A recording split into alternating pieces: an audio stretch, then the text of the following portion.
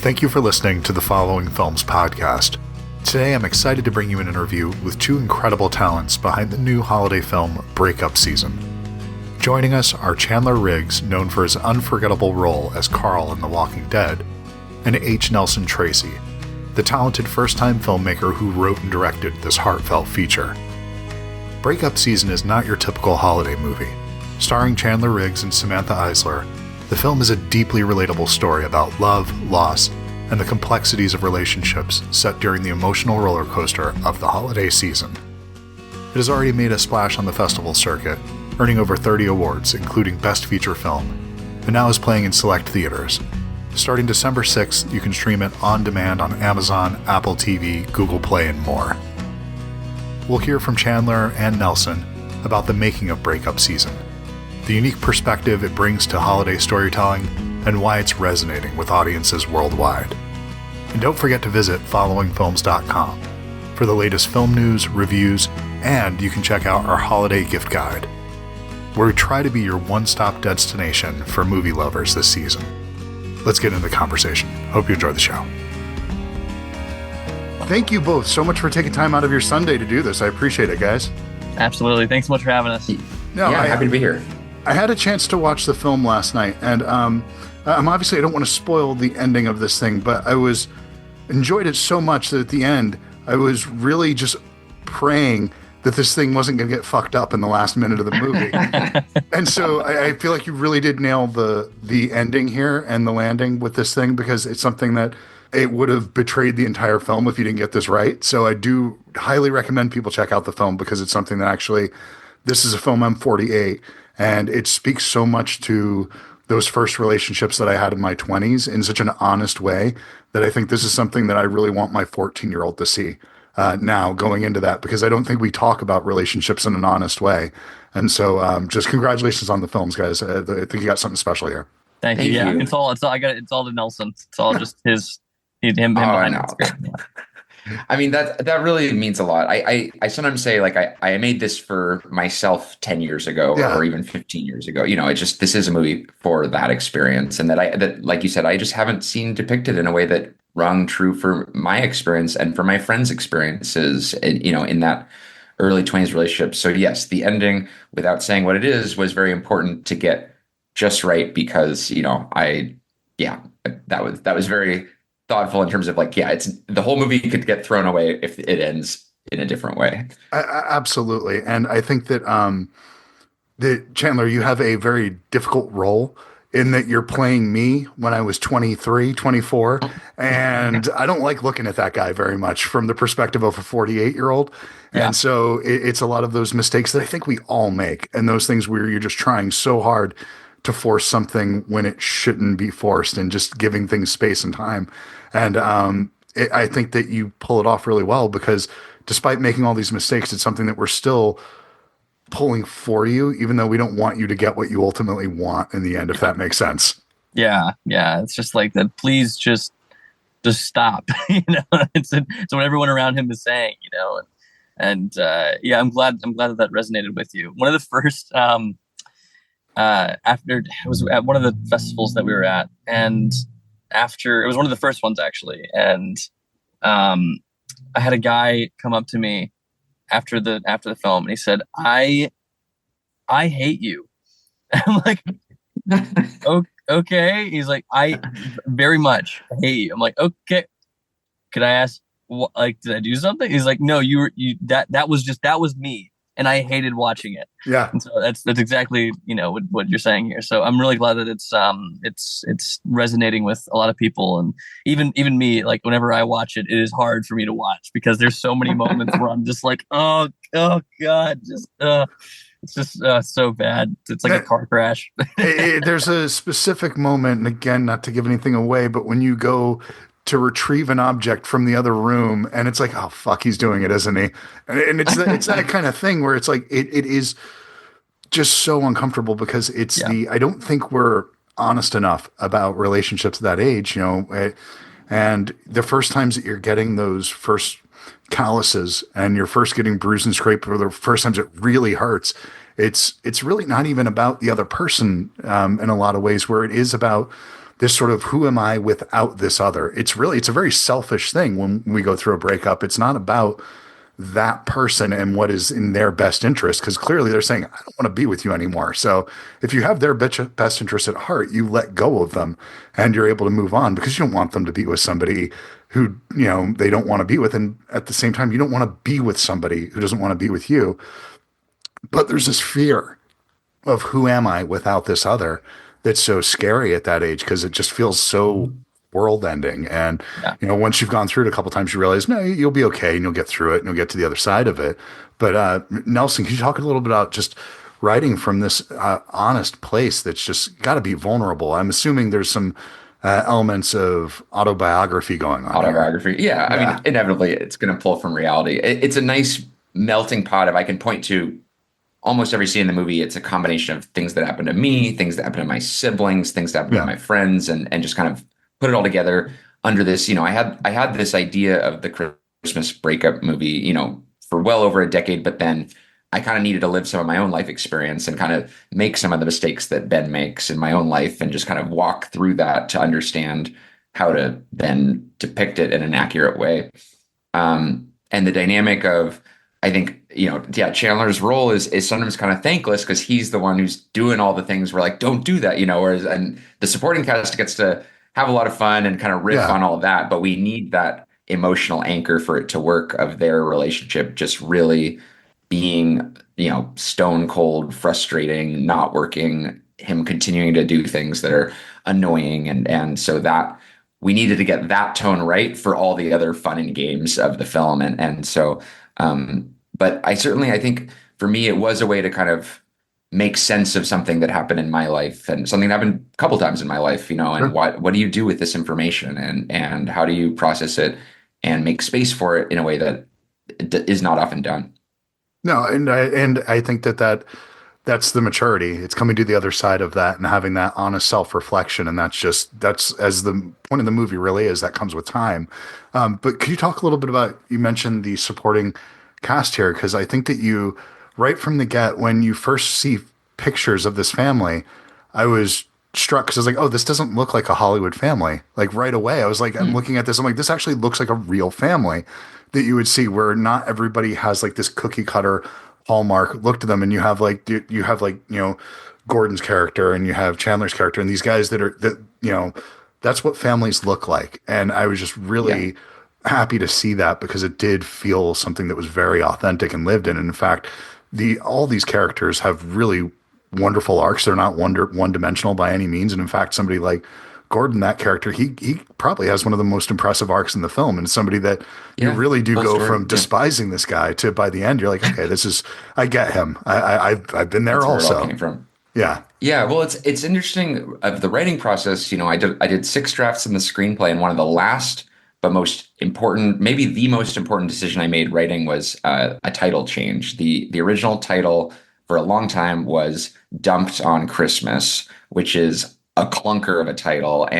But I was like, oh, dumped, like snow dumps. I'm just like, oh, how clever and all that. And it is the movie, but it's such a different movie. It's like, I can picture that Hallmark poster right now. And that, for so long I thought that had to be the title, but the writing, the screenplay, we'd interview like a DP and he'd be like, yeah, I was really not sure with this title, but then I read it and I was like, oh, actually there's something good here. And I was hearing that feedback. And I think for writers and filmmakers, you have to listen to feedback when it's still in the incubation stage, where you can change things. And then I swear it was like the week before we started the casting process, we changed it to Breakup season, which was a phrase that my producer Steven and I had used in our own lives. We went through a period in 1 month, like 3 couples in our small friend group. Some of them had been together for 7 years, and they all just like, it was like the reckoning, And so Breakup season as a concept was kind of in the back of my mind. And then I did, as you'll see in the film, December 11th, sure enough, is the most common day of the year to break up. And that's a real thing. An article, there's a think piece on it every single year. And so right around that time, it was December, I was like, okay, this is a title that it kind of rolls off the tongue, which is really important. Especially with an indie movie, like you have to have a title that you can just Google Breakup season and it'll come up. And it's way more succinct and way more kind of broadly speaking, not just holiday film or whatever. Because yes, we're leaning into the fact that it's a Christmas movie right now because it's a month till Christmas. But Sure. in general, it is a title that you can watch in March or in April or these things like that. And that really informed the casting of like, I think that for Chandler and everyone else who got involved, they saw, something very real and authentic. I'm not, I had no intention of making a cookie cutter Christmas movie. And the types of movies I enjoy are not Christmas movies. I think the movie had to be set during Christmas because that's the high stakes holiday, but this is not, it's a little bit of a bait and switch. If you're after a Hallmark movie, I think you can still enjoy this movie, but it will subvert what you expected. And then for my film loving friends, it's equally something they can sink their teeth into. Well, I think you can have both, where you can satisfy the Christmas itch here for sure. I think there's no lack of warmth in this film. This isn't a cynical film by any means. This is actually, Yeah. the honesty in it, I think, makes it more warm than most films. I think that a lot of those Hallmark films that are made, they project warmth, but they're actually quite cynical, and they feel devoid of emotion in a lot of ways. And Chandler, could you talk a little bit about what made you want to take on this project? Because as we mentioned, this could be a thankless role that you really could be the asshole here. So what made you want to step into this particular role? Yeah, I mean, it's really all the things that we're talking about now is of just how like like you were saying, it's a real family and it's a real scenario, real things that happen in people's lives, and it's absolutely something that could happen in La Grande, Oregon. That town does get snowed in like that every year. So it's I just love all the dynamics between all the characters, and honestly, like I really just value just being on set and having fun people to work with more so than the material, to be honest, and so, in a lot of cases. And this was, I could tell from talking to Nelson that he was, a guy that's passionate about filmmaking and making a good story, and already has the movie edited and cut together in his head, while we were on set and filming, which really just like helped us be super efficient. And he pulled together a amazing, just awesome cast and crew. And honestly, it was kind of just like a blind toss to hope that like it was going to be a good group to work with, and we really lucked out. It was an amazing time, and it's only 15 days of filming, and it's it felt like it was way longer than that, and at the same time felt like it was way shorter than that when we were doing it. So yeah, it's just the people, really, to answer the question. Well, okay. One of my favorite things about I was just going to jump right off that. One of my favorite things about having Chandler on set is Chandler is a filmmaker himself, and so it was not uncommon for he wraps for the day. And then I look over and I see him just kind of watching and hanging out. And, then sometimes I'd leave and come back and he'd be chatting with the DP or the AC and just talking about the lens choice and things like that. And as a director, it's really nice to have actors who have active interest in the filmmaking process, and who that way, if I'm explaining, oh, this is why we're doing this setup or why we're not doing this setup, it's not like, oh, that's a knock on me. It's like, oh no, we're thinking about the bigger picture and the aesthetics of the story and all the, the broad stuff that the director's thinking about. And I love working with actors who care about the whole filmmaking process, which Chandler certainly does. And could you talk a little bit about, I think there's the vulnerability of being somebody who might be unlikable, but there's a greater vulnerability as a former really bad actor. There's something that's even scarier. The idea of being asked to dance on screen is like the most unnerving thing. If I ever read that in anything that I was looking at, I was like, oh, hell no, there's no way.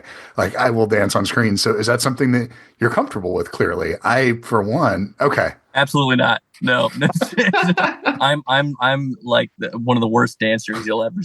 As you can see in the film. No, you pull it off, man. You pull it off. It was a smart choice for Nelson to cut around a lot of my rough dancing.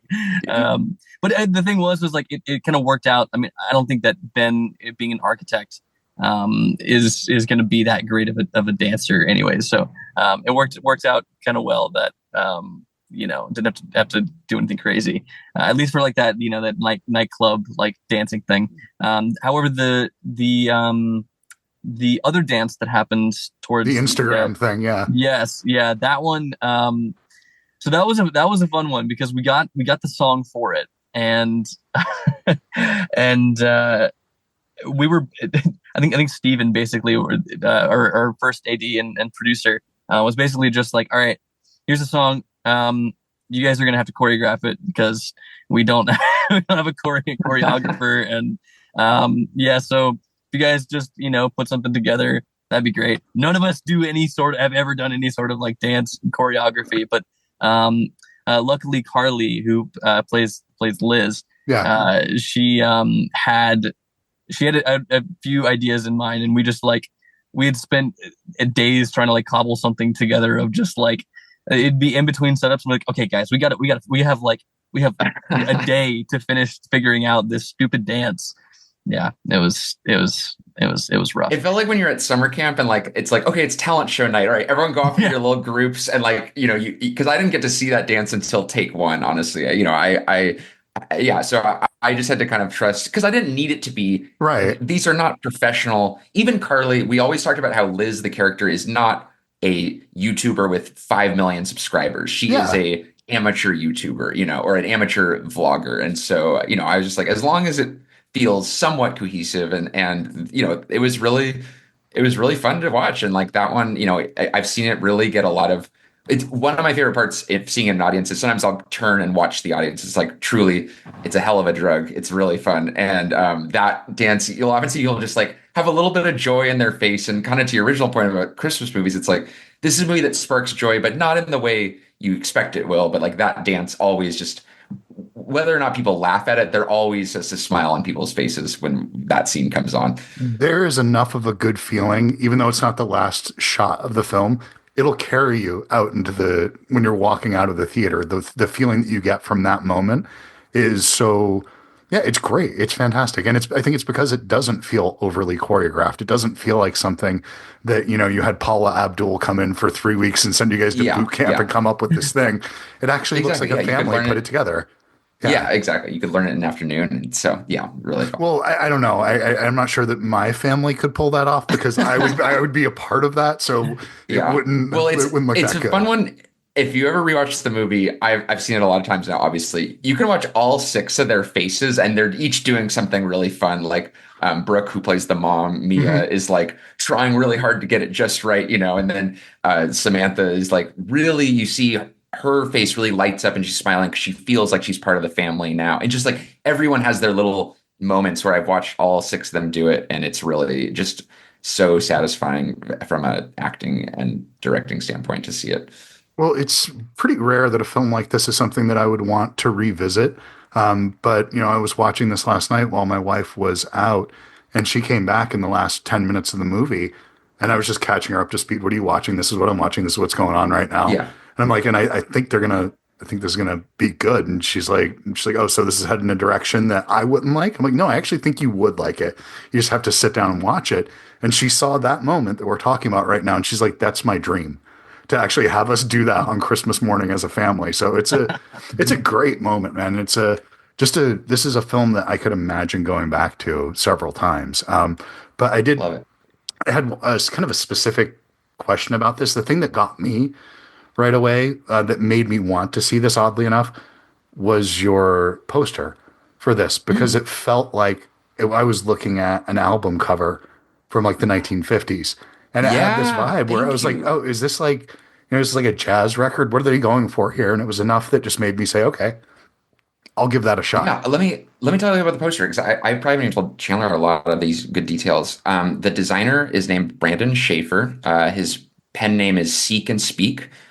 He's amazing. He did the Sasquatch Sunset poster this year. He's done a lot of the great independent movies, and he does a lot of documentaries. And my background's in documentaries, so I was looking at Mubi every year does like their 10 best posters of the year. So I was really like, we got to aim high with a poster, because if, however many people see your movie, 1,000 times that number see the poster. And Yeah. so, and I'm going to have this poster hanging in my house the rest of my life. So I may as well, make it a good poster. And I've seen a lot of indie movies where they really skimp on the poster because they're like, oh, that person's too, and so I knew better not to do that. But Brandon, came to me through a direct source. So I was able to kind of get him in a way that I think this is the story of making an indie movie, is everybody came through from some way of just togetherness that is really fantastic, and including Brandon. We started working, and we spent like over an hour on the phone just talking, and I'd say about half of it was just talking about movies and not really specifically this project. And that's just kind of my favorite way to go about anything. And then he did 10 mock-ups, kind of work in progress mock-ups of what this could be like. We narrowed that down to 3. If you'll notice, if you kind of look through our old images, we did have an original poster that's the kind of more gold colored one. And that was the one that like was the quote unquote winner. Like everyone was like, that's the poster that kind of evokes interest and intrigue and all that. But the one that ended up becoming our Christmas poster was our sort of runner up throughout the process. The original design was actually all blue, and it was sort of like blue coming down, and it reminded me of album artwork. And that's why I loved it. It felt like the War on Drugs album cover, which is one of my favorite covers. And so I was really jamming with it, but I was sort of listening to the masses point me in the other direction. But then, we did sort of a color scheme, because I knew that once the distributor came on board, I was like, they're going to want to crank up the Christmas on this. And I just kind of always knew that. And it worked out so well, because they sure did. In August, when we started working on it, they're like, we love the movie, you need a new poster. And we're like, great, we're totally ready. We have a backup in the arsenal. And we just sort of needed to crank up the red and green of it all. And there was like no further notes. And then it was able to then kind of reinvent the movie, because we had a long festival run. People had gotten to know the movie really well that way. But now it's November, and we're kind of acting like it's a it is a new title. I mean, yes, we played at 30 film festivals, but now it's going to thousands more people than ever got to see it. So it was a great way to kind of, I will probably steal it for the next project, of like have 2 designs that are each really rock solid, but that convey different things. So you have kind of your festival poster and your theatrical poster. And yeah, I love it. I love what he did with it. And it's been really fun to kind of make various iterations for Instagram, with like different laurels or different sizing of things. Cause it's a really malleable poster in that way. I'm a poster guy. I always have been, always will be. I'm somebody that I mean, clearly I still actually have movies. I still collect physical things. So having that, something that you can hang on the wall that you can be proud of. It's just, when you have the shot of just a close up of somebody's face and you've seen it like 100 times and it doesn't really tell you anything, there was something in this, even if this is the backup, that I look at it and it's, that's something I would actually click on. Totally. And that image of Chandler and Samantha, like, has gotten us so much mileage. Like, it was on every festival. That was our like key image it's just amazing how like, and it's, I remember that day we're on the airport. It was one of the only scenes of the film where they are theoretically a happy couple at this point. And Chandler is like, wow, it's so nice not to be the bad guy finally. Yeah. Yep. Like 1 scene, 2 scenes, maybe. The bad guy is, you kind of have to put air quotes around that. It's not. I do. But not, his first scene, the first scene we filmed with Chandler and Samantha was him. He makes a very inopportune phone call, and she, really lets him have it. And it's like, yep, that's a lot of this movie is Ben really not making good choices. So then, Chandler, is this something, when you look at this, when you see this with an audience, do you have that same feel? Like, how do you react to it? Are you able to watch this and enjoy this as an audience member, or are you just caught up in your performance? How do you view your own work? Yeah, it's a little bit of both. I try to learn from my own work and watch it and gain my own feedback from it, as well as gauge the audience and see what is working, what isn't working. But I feel like because I've gotten to see this movie, a good amount of times now, I feel like I've thoroughly enjoyed it as an audience member. I garnered all the info that I can, to adjust and calibrate moving forward with acting, and now it's just like, enjoying the ride as an audience member. And it doesn't make it any easier to watch myself make poor decisions, though. There's like the moment where they're out doing family activities. Yeah. The one that the mom excels at, and the moment at the very end when Ben goes to high five Cassie, and it's just oh man, just even thinking about it, it's just like, it's so bad. It was so terrible in the moment to like just the cringe, and every time like watching it on screen, it's just oh god. And the audience loves, like, that's like one that like everyone in the audience always gets. It's always an audible cringe from everyone. It's just like, oh man. There's so bad.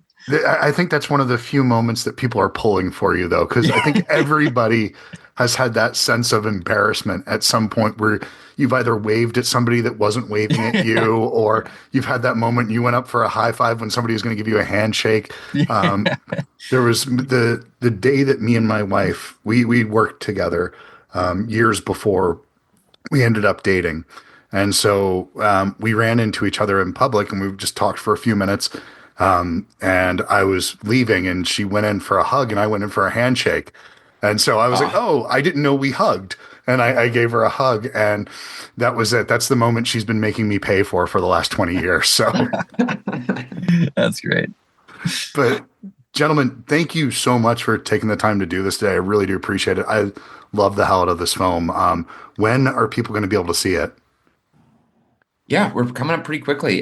December 6th, it's kind of anywhere and everywhere. It'll be on Amazon, Apple Play, Google Play, Fandango at Home, all, rental and purchase on that day. And so, we're up against movies with way bigger, with, marketing budgets that far exceed our entire budget. And so the word of mouth really means a lot. And having people hear like, oh, this is maybe a different kind of Christmas movie than what you're expecting is really helpful to kind of spread the word that way. But December 6th is the day to mark your calendars, and we'll be doing a lot of these interviews and promos ahead of that, but just getting ready for it to just exist on its own 2 feet in the world.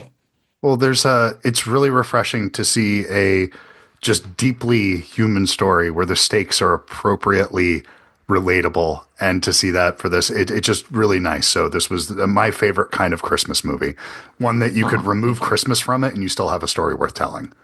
So yeah, well, I appreciate that. And like, it's been so nice to get to share it with so many people. I mean, Chandler and our entire cast, our crew, this is a movie that means a lot to a lot of people, and just is, sometimes they just all come together, and you got to believe in miracles if you want to make indie movies. And this one, represents a lot of just great things coming together to make something beyond my wildest imagination of what a first movie could be. Well, I got to say, this is, I want more of the two of you together. So I'm hoping that there'll be more collaboration, because I think that'd be awesome. Yeah. Yeah. Because I think that this is some of your best work you've done to date, Chandler and Nelson. I'm a fan. So I'm on board. So whatever else you got coming down the pike next, I'm definitely looking forward to it. Thank you. Yeah. Well, thank you. Yeah. The success of this movie definitely informs what comes next. And of course, so I appreciate that a lot. And that'd be great. Awesome. Thank you guys. I appreciate it. And thank you for taking time out of your Sunday. So absolutely. Appreciate it, guys. Yeah. Thanks for talking to us. Thank you. Appreciate it. Take care, guys. Good to see you, Nelson. Bye, guys. And I don't want to go home, not this time. You think the story gets old, but I don't mind. After all the things she said to me, after all I know she cares, but that night I was not alright. I've never been there, so I was quite scared. So I've never been there, so I was quite scared. Oh.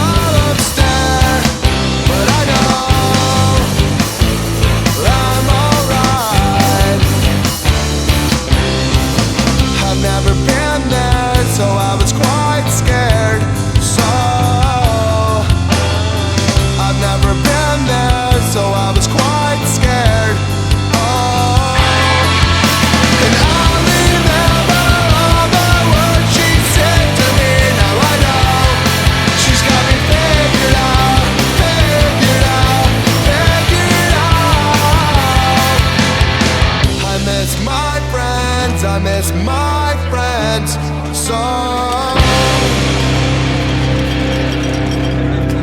I miss my friends, I miss my friends so. I